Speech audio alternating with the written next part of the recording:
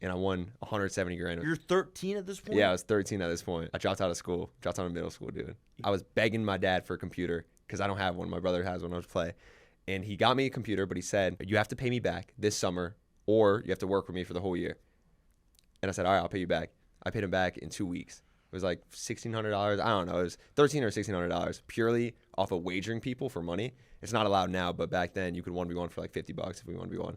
So I paid him back in 2 weeks. And then I think it was like 6 months later or 8 months later, I qualified for the World Cup the most out of anyone, which was, I believe, 5 times or 6 times around there. And I won 170 grand. It was the craziest experience of my life. Obviously, Buga won like 3 million, but You're 13 at this point? yeah, I was 13 at this point. I dropped out of school, dropped out of middle school, dude. You dropped out of school in middle school? Yeah, a lot of people look at me, most stupidest kid ever.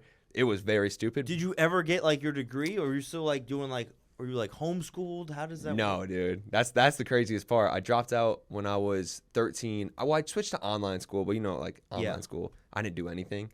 I just played Fortnite every single day. So my last year was 8th grade, and then I never touched school again. Never went to high school.